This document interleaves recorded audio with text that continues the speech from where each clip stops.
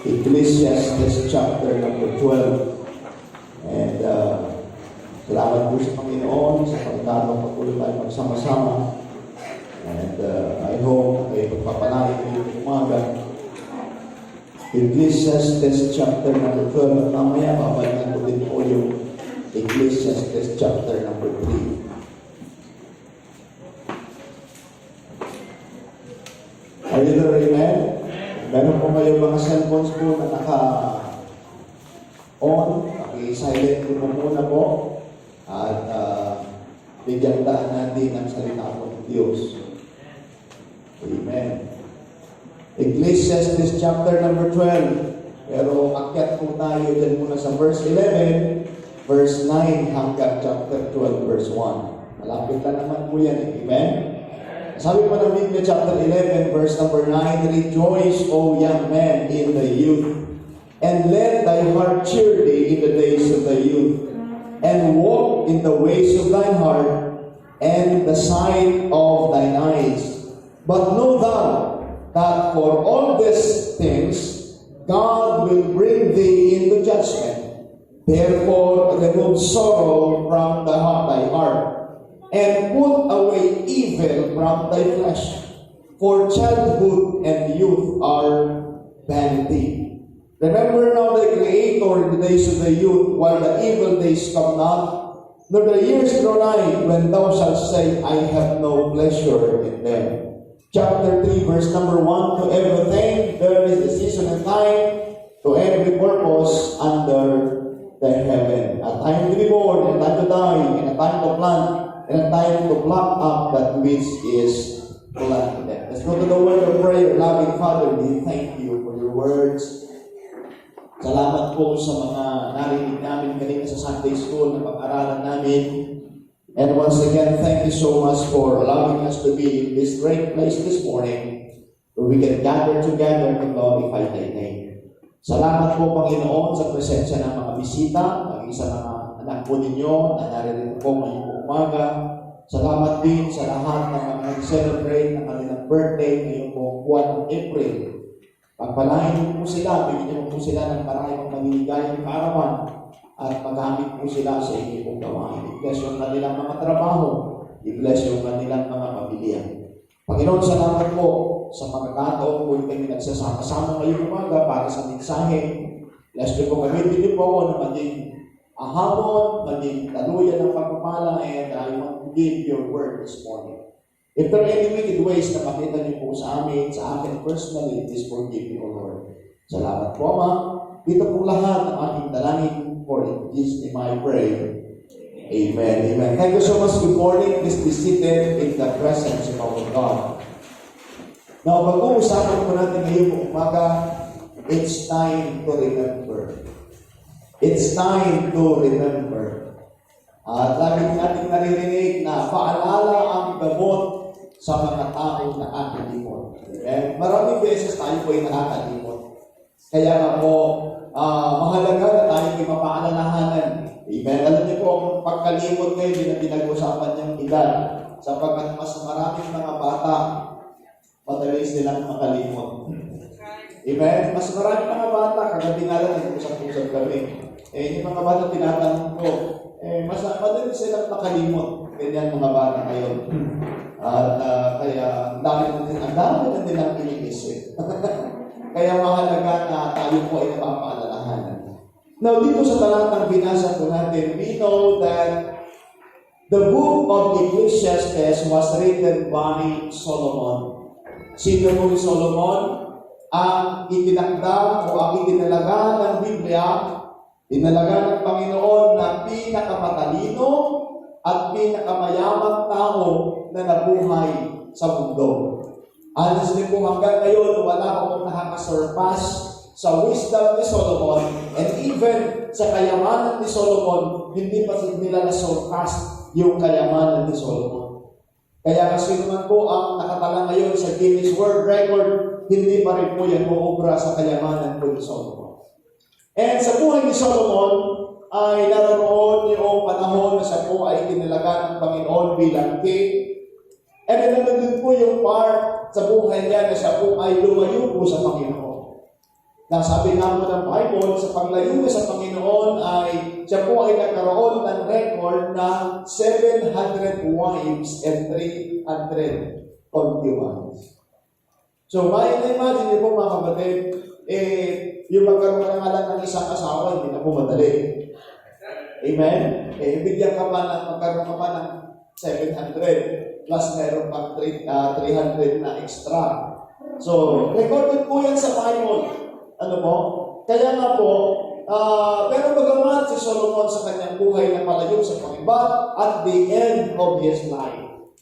At the end of his life, susulikat na maghanap ng buhay at masayang buhay, ay, ang sabi po ng Bible, siya po ay nag-fail sa paghahanap ng kasiyahan. And sa kanyang conclusion, ang sabi po ng Bible sa chapter number 12, nadudunan po siya sa end part ng buhay niya nung isinulat niya po yung Ecclesiastes. Ang sabi po ng Bible sa verse number 9, sa binasa po natin, Rejoice, O young men, in thy youth, and let thy heart cheer thee in the days of thy youth, and walk in the ways of thine heart, in the sight of thine eyes. But know thou that all these things God will bring into judgment.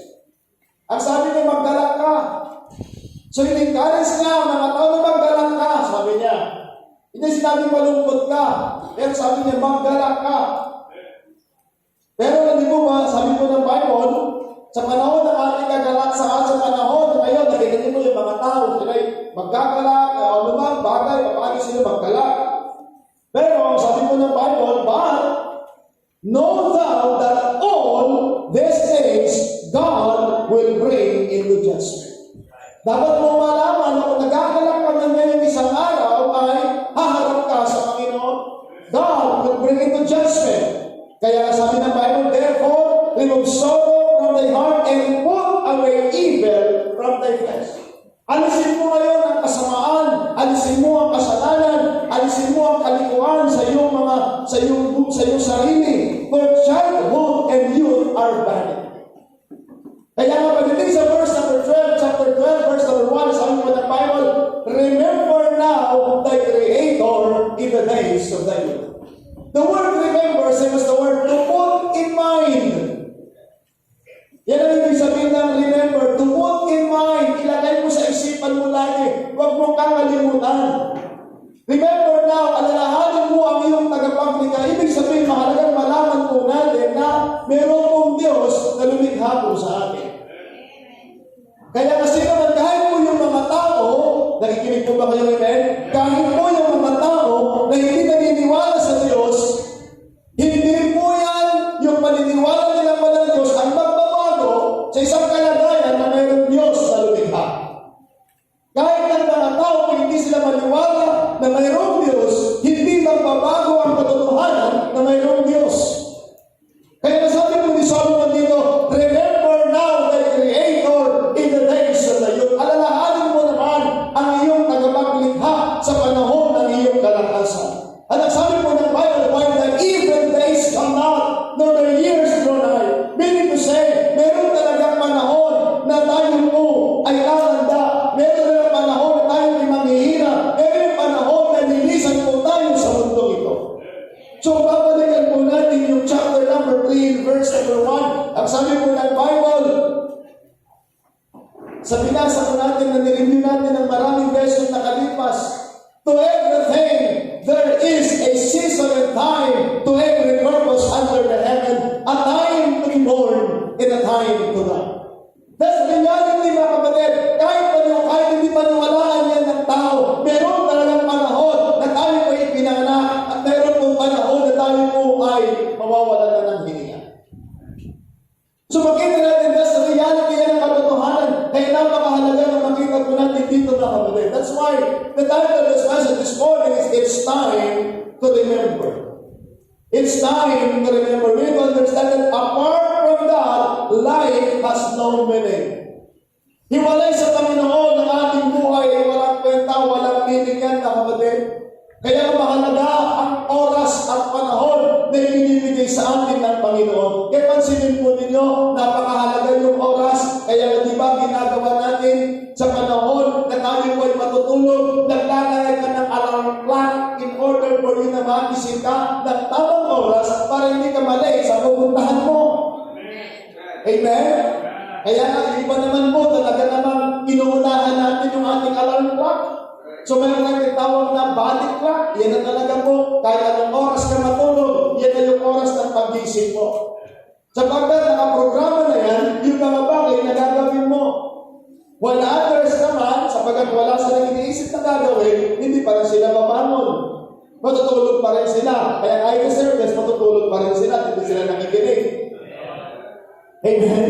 Pero mga kapatid, we need to understand na kaya nga po mahalaga na maunawaan na nag-set tayo ng alarm clock. Bakit? Naglalagay po tayo ng mga schedules. Kaya nga po ang oras ay nadidetermine, mga kapatid, yung panahon ay nadidetermine ng oras, minuto, segundo at panahon. Kaya nga po mga kapatid, saan natin inuubos ang mahabang oras natin? Kayong mga kabataan, saan inyong inuubos ang maraming oras? But by the way, tandaan natin, lahat po tayo ay binigyan ng Panginoon sa bawat araw-araw ay 24 hours. Pero kulang daw po ng konti yun sa mga nag-aaral. Kulang daw ng konti, kaya nga mayroong leap year. Okay? Ayan, sa mga nag-aaral ng siyensya. Kaya nga po, hindi sa isang taon ay hindi 365 lang. Kasi mayroong kulang na ilang segundo, minuto yata sa 24 hours. Kaya nga, pag nagtugtog-tugtog pagdating ng sa ika-apat na taon, naglalagay na another na araw. Kasi hindi kompleto 24 hours. But anyways, nasanay po tayo 24 hours para din na lang kayo malito. Amen. Now, makita natin dito po na mahalaga po na ma-measure natin at magkaroon tayo ng oras at panahon sa mga bagay na mapahalagahan po natin ang bawat oras na napakahalaga na maunawaan po natin. Okay? Now, tandaan po natin na si Solomon narito, talagang pinag-aralan na sinners na talaga ang buhay. Sinners ni Solomon ang buhay at nakita niya ang buhay hiwalay sa Panginoon ay walang kwenta. Kaya kapatid po, sa chapter number 12, verse 13 and 14, please open your Bible so that we can see the conclusion na sinabi ni Solomon. After na nag-research, alam niyo ba, kung meron ba isa sa matinding researcher, wala na kung iba kundi Solomon. Sapagat alam niyo po ba, na maging yung mga kahoy, lahat po ng mga lamang ng kabundukan ni research yan ni Solomon at maging yung mga insekto, even yung mga maliliit na kapatid. Sa madaling sabi sila si Mr. Google na unang panahon, si Solomon. At higit sa lahat, sinerge na talaga yung life. At ang sabi po ng Bible sa verse number 11, the words of the wise are goads and a snare fastened by the masters of assemblies, which are given from one shepherd. And further by this may son be admonished of making many books. There is no end, and must study is a weariness of the flesh. So nakita niyo po yan? Must study is a weariness of the flesh. Kaya maraming pag-aaral, maraming kapaguran at kahinaan. Amen? Pero sabi po ng Bible, verse number 13, let us hear the conclusion of the whole matter. Fear God and keep His commandments, for this is the whole duty of man. So bakit din yung verse number 13, sabi niya, let us hear the conclusion. Pakinggan natin ang konklusyon ng lahat ng mga bagay. Ano sabi niya? Fear God. Magkaroon ka ng pagkatakot sa Diyos. Magkaroon ka ng respeto sa Diyos. And keep His commandments, for this is the whole duty of man. Akala rin doon na nagtatapos. Hindi pa. Bakit kinakailangan natin magkaroon ng pagkatakot sa Diyos? Bakit kinakailangan manatilihin natin ang kanyang kautusan? Sabi po ng Bible, for God shall bring every judgment with every single thing, whether it be good or whether it be evil. So we see here, brethren, there gonna be a time na tayo po ay hukuman ng Panginoon. We will go into face God. Kaya po na maganda na makita natin dito, mga kapatid, let us hear the conclusion of the whole matter, fear God and keep His commandments.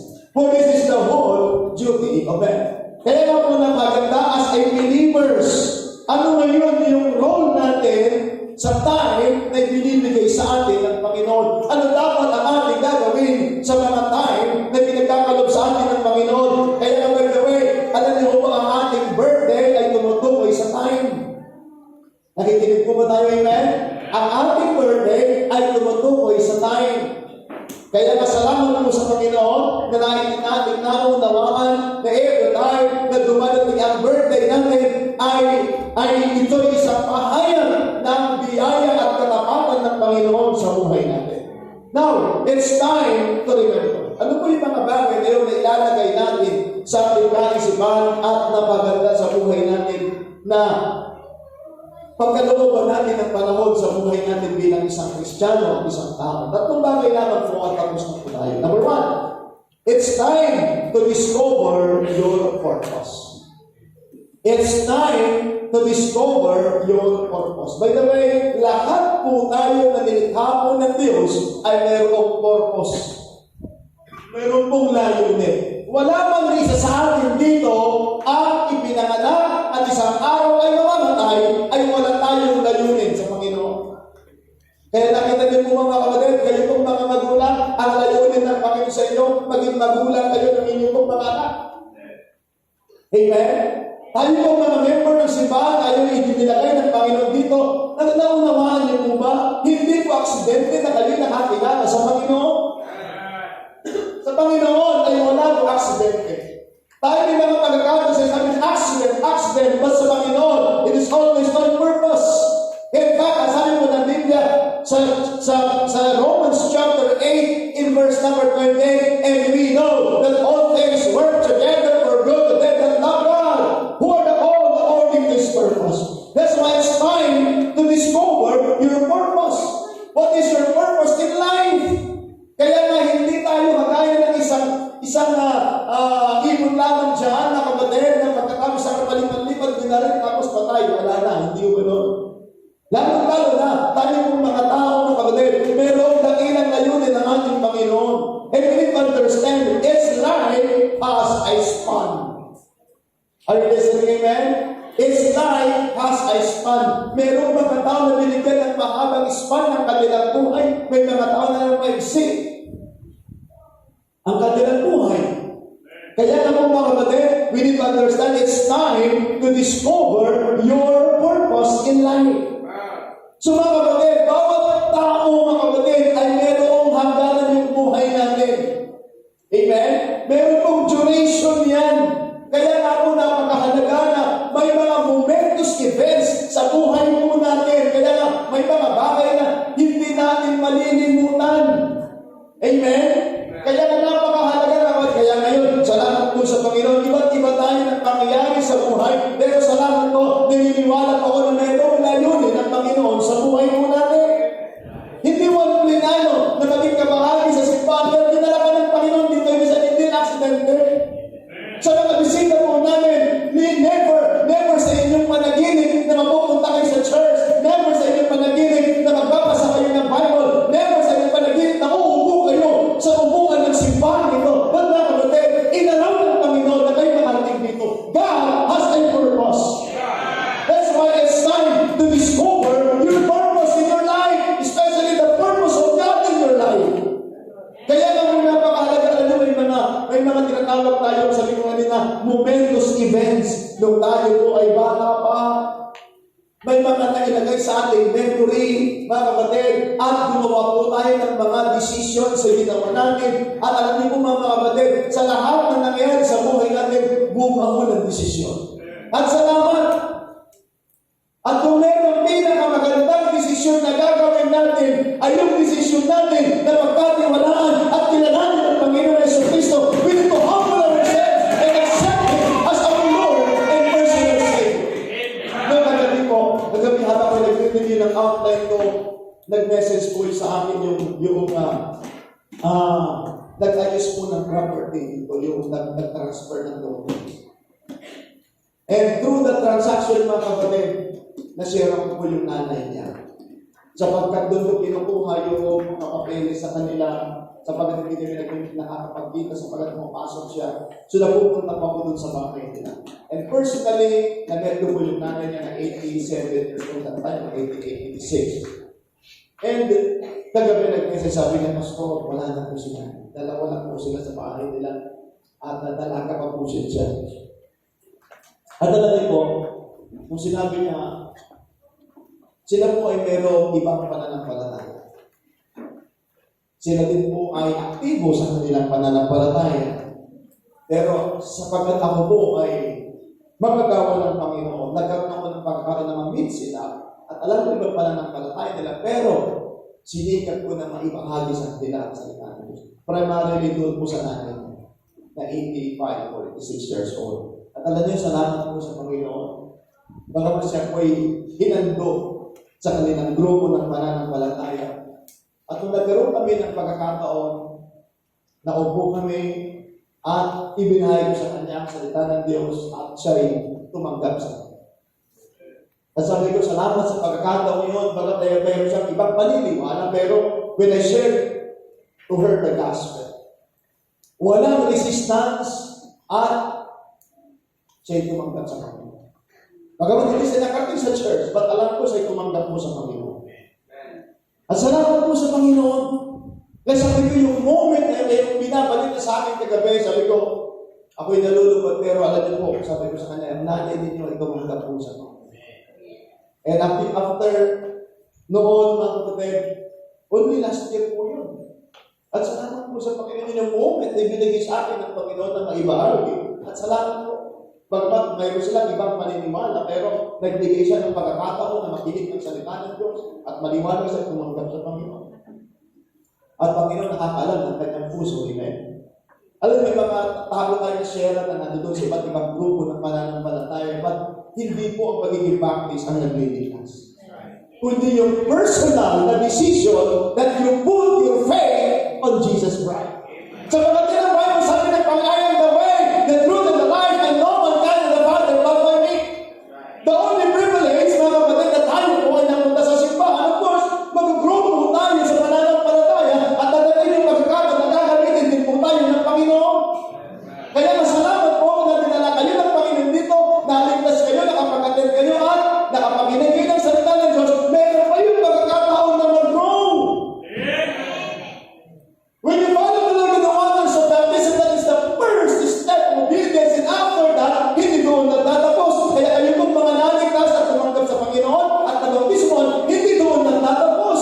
Kundi kinakailangan tayo po ay mag-grow at isang araw gamitin tayo ng Panginoon the Lord sa ilang ibang mga iban po yung mga bata na ginagamit ng Panginoon na nagbahagi ng salita ng Diyos. Kaya lahat ay pwedeng gamitin ng Panginoon. Sabi ko nga sa inyo, habang nalilibig yung magsishare ng tao doon sa mga bata. Sabi ko, salamat sa Panginoon sa kanyang murang edad ay ginagamit sa ng Panginoon. Maaaring hindi na patuloy na hihindihan yung magsolwini, pero salamat sa Panginoon, binabasa niya lamang yung gospel tracts at sumusunod naman po yung kanyang binabahagian. Salamat sa Panginoon sa kanyang murang edad ay ginagamit siya ng Panginoon. Bakit? Sapagkat idinala siya ng Panginoon sa simbahan at dahan-dahan pwede siyang mag-grow na gaya ng bawat isa po sa atin. Kaya isang pribilehyo na makapaglingkod sa Panginoon. But as far as salvation is concerned, when you accept that the Lord is Christ in your heart, ikaw ay ligtas. Yan ang sabi po ng Bible, hindi ko sabi yan, amen? Kaya sabi ng Biblia, if thou shalt confess with thy mouth the Lord Jesus and shalt believe in thy heart that God hath raised him from the dead, thou shalt be saved. Yan ang grupo ng pananampalataya na hindi lang ang baptist ang tagapagligtas, ang paniligtas. At hindi lang sinasabi na baptist lang paniligtas na gaya ng turo ng iba. Sa palatang tagapagligtas ay ang ating Panginoong Jesucristo. O salamat po sa hindi po tayo perfecto, pero salamat po. Thank you so much for the Lord Jesus Christ na siya ang nagligtas, mga kapatid. Kaya sabi ko, nakakalungkot man, hindi na kami nagkita, pero one day magkikita kami sa langit ng matandang Diyos. Kaya sabi ko sa inyo, pag binigyan kayo ng pagkakataon na makapagbahagi ng salita ng Diyos, to share the gospel sa mga tao, hindi pa nakakilala sa Panginoon, napaganda. Yun po yung mga moment sa buhay natin. Kaya kahapon sa birthday ni Martes, habang namimili kami, sabi sabi niya, share lang ko yung mga kabataan. Pinagbigyan ko, hindi ako nag-share sa lahat. Tinungan niya lahat. Amen. Maganda mo yun. Na pag dumadating yung birthday ninyo, may pinapanganak natin spiritually. Amen? Yun ang maganda dyan. Pag mayroon pong nag-birthday physically, at mayroon doon na mag-solving, at least sa birthday mo ay naligtas. Gagamitin ka ng Panginoon para sila'y makakilala sa Panginoon bilang tagapagligtas. Yun ang pinaka-moment, mga kapatid. Ngayon kung April 30, mag-celebrate ko ako, mga kapatid, ng aking pagkabaptize, mga kapatid, sapagkat 1997 ako nabaptize, April 30, 1997, when I followed the Lord in the waters of baptism. Kaya ilang taon na rin ako nabaptize, ako naging baptist. Amen? So April 30, 1997, 47 na rin po, mga kapatid, ngayong April. Kaya hindi ba na naman, ang matanda pa sa taon. Naririgil na yung birthday mo. So, we need to understand, brethren, nagagawa tayo ng mga desisyon sa buhay natin. Una, manampalataya sa Panginoon, gawin ang kagustuhan ng Panginoon sa buhay natin, at paglingkuran natin ang ating panggawin natin, yung abot ng ating mahamaya. It's time to discover your purpose. Kaya tayo po yung mga tatay sa ating mga tahanan, maging mabuting tatay tayo bilang isang tatay sa ating mga tagas, our purpose, at ilit natin sila, ilit natin ang ating pamilya sa paglilingkod sa Panginoon, sapagkat kung meron pinakamagandang magagawa tayo bilang isang ligtas, yung paglingkod tayo sa ating Panginoon. Pero sometimes nakapokus mo tayo sa mga material na bagay, sapagkat ang mga tao nagiging kahaman as far as material things is concerned. Pero ba, kapatid, mahalaga po na tayo po ay magkaroon ng kaisipan ng paglingkuran ng ating Panginoon. Hindi ho tayo perfecto, bigaya lamang ng Panginoon yung nakakagawa para sa Panginoon. Kaya alam niyo ba, many people, man has mastered many things. They have mastered the time, but better we understand that we have no control of the time. Are you listening, amen? Alam mo, yung oras na ito, alam mo, sa tingin mo pa namin sa sarili mo, mag-aalas 11 na. Bakit na-master mo na yung time? Sa mga alam mo na, yung 1, 2, 3, 4, 5, alam mo na. Sa mga binasa military, alam po natin yung tinatawag na military time, na yun ay 24 hours, that today is 2,300 hours, 2,200 hours. So, na-memorize natin yan. We already mastered the time. But we need to understand that we cannot control the time. Habang tayo po ay nandito, mga kapatid, hindi mo pwede makontrol yung oras. Amen? Mayroong moment, mayroong God's appointed time na sabi ng Biblia, Hebrews chapter 9, in verse number 27, and it is appointed unto men once to die, but after this the judgment. There's gonna be a time na kukunin tayo ng Panginoon, wala tayong gagawa dyan. O yung mga tao, pag pinag-usapan ng kamatayan, kay Dakonwood, o wag muna ako. Ang wala, hindi mo kaya kontrolin ang panahon na ikaw kukunin ng Panginoon. Hindi din alam, sabi ko nga sa inyo lagi, kung alam ko lang kung kailan at saan ako mamamatay, babantayan ko po yun. Bakit kahit anong bantay mo yun, hindi mo kaya makontrol yan. We have the control of the time. Yes, we master the time. Pag tingin mo pa lamang sa sarili, alam mo ano yung oras na. Iba kahit walang orasan, tumingin ka lamang sa araw, sapagkat na-master mo na yun, oras na para umuwi, oras na para kumain. Marami tayong orasan Pag nagugutom ka na, siguro alas 12 na. Pag lumipas ulit ng konti, siguro alas 3 na, kasi mag-merienda ka na naman. Na-master mo na yun time, but you cannot control the time. Amen? Kaya mga kapatid, the only thing you do is you need to know or discover the purpose of your life. Tandaan natin, may purpose ang Panginoon. Even sa mga maliliit na mga batang ito, may purpose ang Panginoon. Kahit sino man na hindi nakikinig ngayong umaga, dapat yung malaman may layunin pa rin ang Panginoon sa buhay niyo. That's why, brother, we need to fulfill the purpose of your life. You need to fulfill yung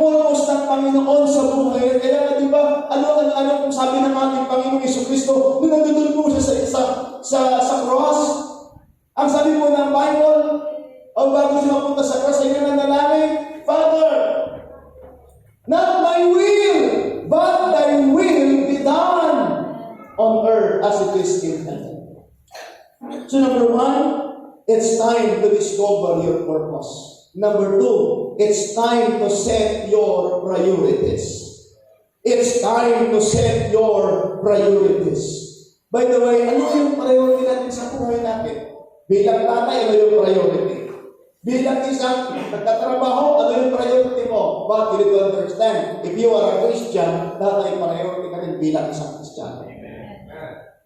Kaya you cannot set aside yung mga bagay na yan. Kaya ikaw ay businessman, may priority ka sa business mo, may priority ka sa trabaho mo, may priority ka sa pamilya mo, but dapat mo rin malaman na anak ka ng Diyos, Kristiyano ka, kabahay ka sa gawain ng Panginoon. Ano din yung priority mo?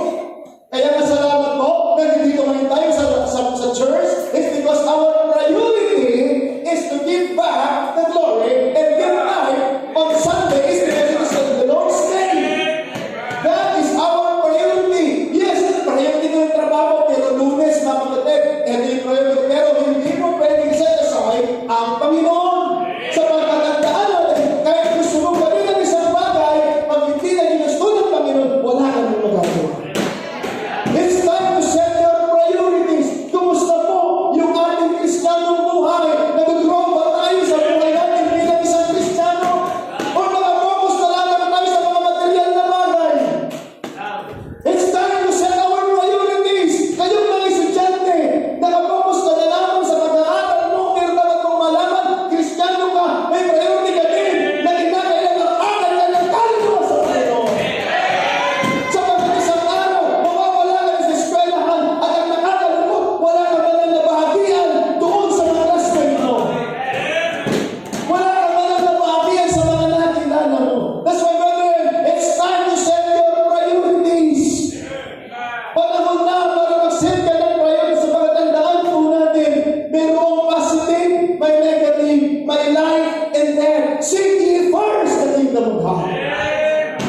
Kung kayo ba rin nagtatrabaho para kayo ay mabuhay, salamat po sa Panginoon. Pero hindi ka lamang nagtatrabaho para mabuhay, kundi nagtatrabaho ka din para ikaw ay magbigay ng glory sa ating Panginoon. At ikaw, ang priority mo ay magbigay ng glory sa ating Diyos.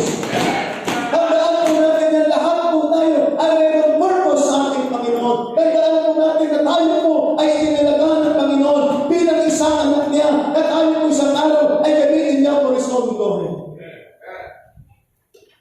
Kaya nga po sabi ko nga po sa inyo, pag nagkaroon ka ng pera, anong iniisip mo? Nakikinig po ba tayo, amen? Pag nagkaroon tayo ng pera, anong iniisip mo? Pero nyo, kung kayo ay Kristiyano, pag nagkaroon ka ng pera, iisipin mo lang, hindi magkaroon ka ng bahagi sa gawain ng Diyos. Pastor, sinasabi lang sa pastor nga. Totoo yun. Sabi ko, nilagay ko po yun. And in fact, hindi pa po ako nagpapastor.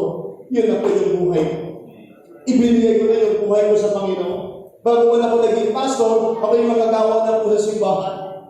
Na nabubuhay ako na wala akong pera. Nabubuhay lang ako sa biyaya ng Panginoon. Sabi ko nga po, hindi ko sa pagmamalaki, hindi ako nasanay talaga na mayroong pera. Sapagkat pupunta lang ako sa area, kakain ako pag-uwi ko, may dala ako pagkain, hindi na ako bibili ng pagkain. Sa mga Bible studies ko ng mga nakalipas. Kaya sabi ko nga po, biyaya ng Panginoon, nung ako'y nandoon sa simbahan, sa Taguig bilang isang mga gawa ng Panginoon, tumatanggap ako ng 1,000 a week. Pero sinabi ko po doon sa secretary, ma'am, sabi ko, yung aking allowance, paki-keep sa mga doon, hindi ka rin alam sa pagpagubang ko. Kailan na lang nagkaroon ng pagpang. Paki-keep, sabi ko. And after that, kukunin ko po yun sa end of the year. Kaya kinumit ko po yun, yung buong allowance ko for 1 year, para sa isang property noon, mag-pray si pastor ng Sierra Square. Sabi ko, 1 year. Pero babayaran ko ba yung tithes noon? Babayaran ko yung conference. Sa salamat sa mga Bible studies ko before, nakapag-establish ko ng mga Bible studies, may mga nagbibigay-bigay sa akin. Kaya sabi ko, okay, Pinakat ko yung aking support, inipon ko. And after that, ibigay ko po na property sa buong isang taon na allowance. And I gave my tithes, I gave my offering. Mula dun sa allowance ko na yun, binabayaran ko yung tithe na sa offering. Pagkamat ginamit ko na po yun for the property, but I did to pay my tithes and my offering. And as the doors were divine, natapos po 1 year. 52,000. Hindi pa po ako nagpapasto. Yun na yun po yung bakit. Sapagat, sabi ko, subukan ko ang buhay ko for 1 year. Kaya talagang sabi ko nga po mga kapatid, hindi ako nasanay na magkaroon ng pera. Kung ano mang pera ko para sa gawain ng Panginoon. That's my priority, mga kapatid. Kaya nga, lahat po tayo. Kaya there are sometimes may mga tao na magsasalita sa atin na hindi na tayo nakikilala, nagkakamali sila. Kaya hanggang ngayon po, meron na tayong project sa simbahan, hindi ko pwede mangyari na may nakatabi akong pera pero may project na nakatiwang-wang. Pagkaman sinasabi kong pera ko po yun, that is my blessing, pero gagamitin ko po yun para sa gawain ng Panginoon. Sapagkat priority ko ang gawain ng Panginoon. Kaya sabi ko, salamat po sa Panginoon. Habang binibigyan tayo ng pagkakataon ng Panginoon. Now, ano yung priority ng mga kabataan? It's time na ayusin ninyo ang yung priority nyo sa buhay ninyo. Bagamat hindi kayo makakapagbigay ng malaki sa gawain ng Panginoon. Pero meron kayong oras na binibigay ng Panginoon. Priority ninyo na kayo po ay magkaroon ng maayos na relasyon sa Panginoon. Sapagkat mga kapatid, ito ang kailangan nating lahat, magkaroon tayo ng maayos na relasyon sa Diyos. Sapagkat, anuman ang mangyari, even pinaka-worst na pwedeng mangyari sa buhay natin, if you have the right relationship with God, hindi ka magre-reklamo sa Panginoon. Amen? It's time to establish a right relationship with God. Ano nga ba yung priority natin? Ngayon, pag nagkaroon ka ng pera, ano yung priority mo?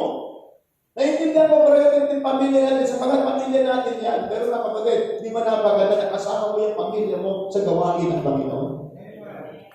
At pag yan ang ginawa, by the way, alam nyo malayo kong sinasabi sa inyo, meron 2 date pag tayo po'y namatay.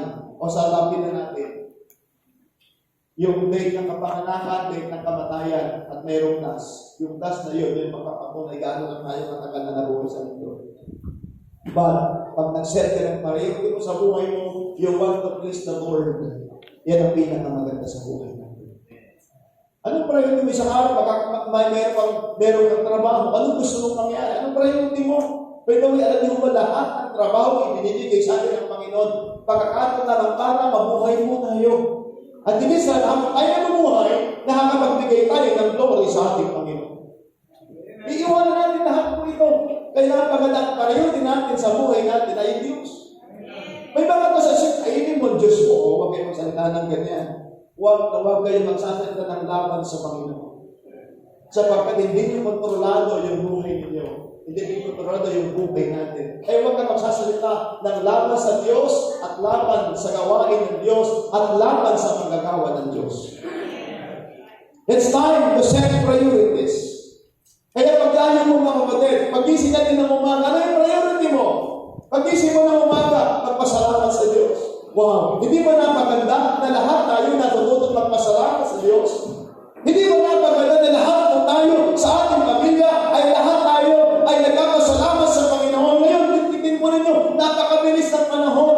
Sa kabila ng mga sakuna, sa kabila ng mga challenges, pero salamat, nandiyan pa rin po tayo na binibigyan ng kalakasan ng Diyos. It's time to set your priorities. What is your priorities in life? Priority trabaho sa pagkatama yan, para kang mabuhay, pero hindi lamang yan. Priority mo na magbigay ng kalukuran sa Panginoon. In fact, sabi ng Biblia, whether you eat or you drink, do all for the glory of God. Kayong mga bata, habang bata pa kayo, bigyan ninyo ng priority ng Panginoon sa buhay ninyo, na kayo po ay magkaroon ng pagkakataon na mag-grow, na makilala sa ng lubusan, na siya ang Diyos na makapangyarihan at may alam ng lahat ng bagay. At siya ang nagbigay ng buhay sa atin at sa isang araw ang magsasabi sa atin. Ito na ang ulimong panahon. At uuwi ka na. Yan ang sasabihin sa atin ng Panginoon. Kaya alam niyo ba, sa mga Kristiyano, Ang Psalms 116 verse number 15, even at the point of death, sabi ng Bible, precious in the sight of the Lord is the death of his saints. It's time to set your priorities. Number 3, the last. It's time to make plans. It's time to make plans. Gumawa tayo ng plano sa buhay natin. Anong plano mo bilang isang tatay? Anong plano mo bilang isang nanay? Anong plano mo bilang isang magagawa ng Panginoon? At anong plano mo bilang isang choir member? Anong plano mo bilang isang usher? Anong plano natin para sa gawain ng ating Panginoon? Have plans and preparations. So marami tayong mga plano, marami tayong mga pinaplanuhan, pero wala tayong plano na maging matapat sa Panginoon. Yan ang pinakamagalang planuhin ninyo na kayo maglingkod sa Panginoon, just like Joshua. Be like Joshua, as for me and my house, we will serve the Lord. That's the best plan. That's the best decision, mga kapatid, na gagawin natin, na tayo po ay magbibigay ng pagkakataon na makapaglingkod sa ating Panginoon.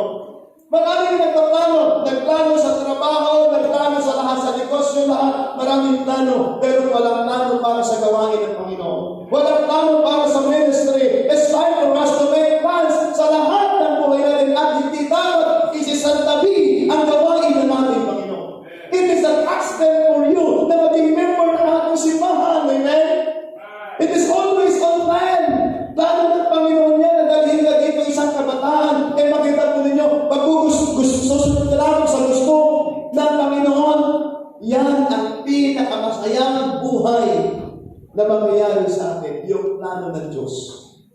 Amen? Yan ang pinakamaganda, yung plano ng Panginoon. It's time to make plans. Anong plano mo? Tandaan natin, kayong mga 15 years old, hindi sa lahat ng pagkakataon 15 years old. Kayong mga teenagers, huwag mong sabihin na teenager ka lagi.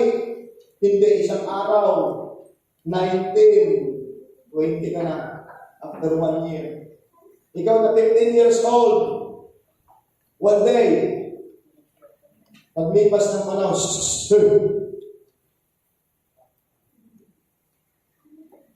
hindi sila magkakataon na gawin ito. Kaya tinakay na makinig kayo. Tingnan nyo, alam niyo po mga kapatid, hindi sa pagkakataon tayo buhay. Tingnan na lang yung buhay natin na wala tayong panahon sa Panginoon, kaya makalaga tayo ng plano. Please open your Bible before I close this message this morning.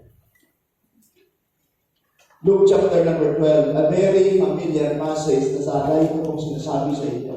This is the reality, mga kapatid, na nangyari during the time and the ministry of our Lord and Savior Jesus Christ. Isang tao ang gumawa po ng plano.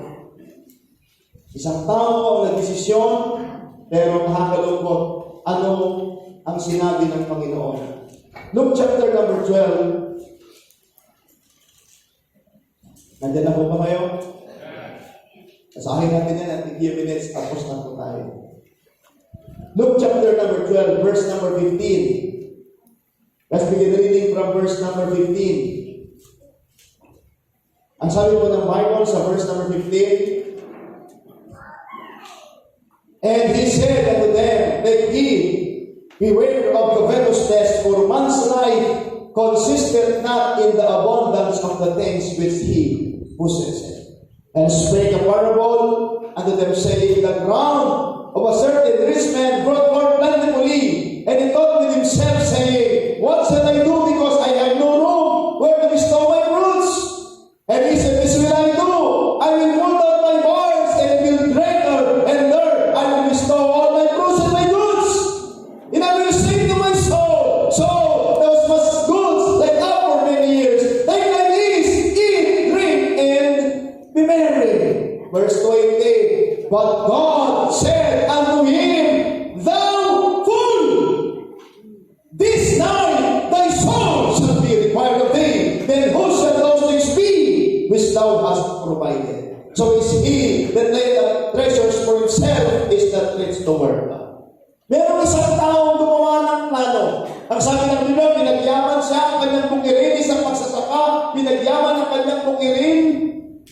Wala siyang sukat kalalagyan. At ang sabi niya, ang plano ko, gigibayin ko yung maliit at ilalagay ko sa mas malaki at doon iimbang ang aking kayamanan at pagkatapos yan, magre-retire na ako, aking magpapahinga, iinom, kakain.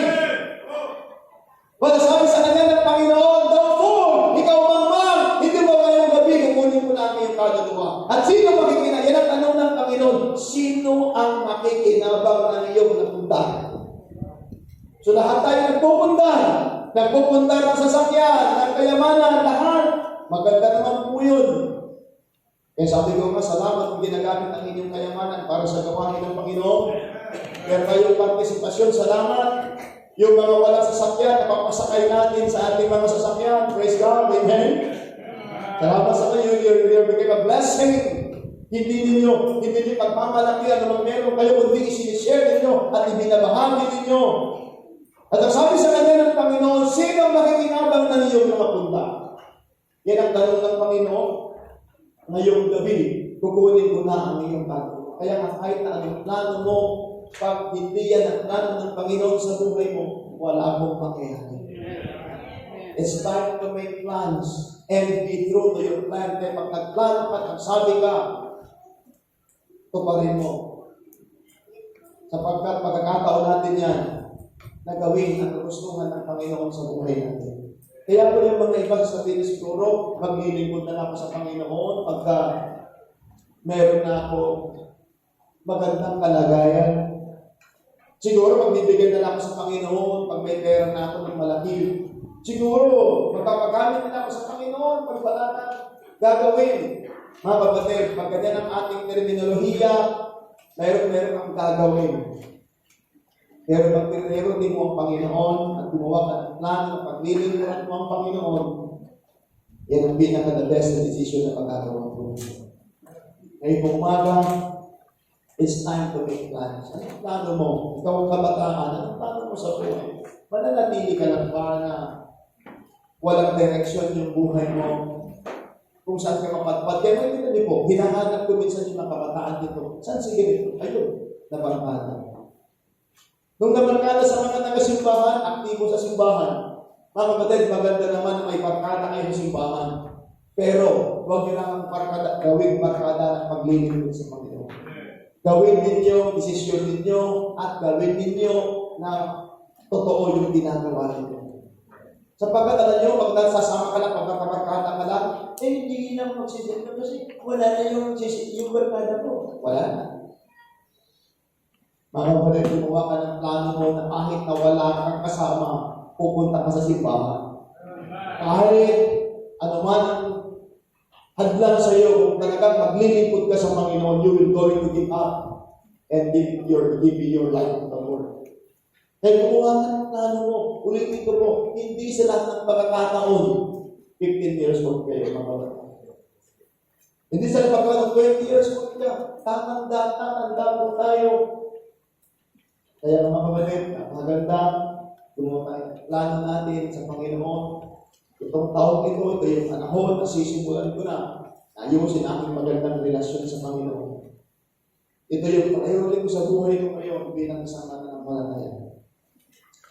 Ayusin ko yung aking panalangin, ayusin ko yung pagbabasa ng Biblia, ayusin ko yung pag-attend ko ng church, sisikapin ko na maagang dumating sa pananampahan, i-enjoy ko yung aking pagiging Kristiyano, priority ko na palakihin ng aking mga anak at ipakita ko sa kanila ang gawain ng Panginoon na ito ang aking simbahan, dito ko dinala ng Panginoon, pagbubutihin ko ang pagiging Kristiyano ko, pagbubutihin ko ang aking magandang relasyon sa Panginoon. It's time, brethren. Walang perfecto sa atin, pero biyaya lamang ng Panginoon sapagkat mayroong plano na gagawin para sa Panginoon. It's time to make plans. Tandaan natin, marami tayong plano, pero napakahalaga yung plano ng Panginoon na masusunod sa buhay natin. Kami mga pagkakataon, mga kapatid, na gumawa tayo ng plano, pero yung ating plano, palpak. Yung ating plano, hindi pala yan ang plano ng Panginoon. Ngayon, kung meron ang pinakamasaya, yung plano ng Panginoon sa buhay natin. Magandang umaga po sa inyo po lahat. Muli po tayo, nakilala namin Diyos. Maraming salamat po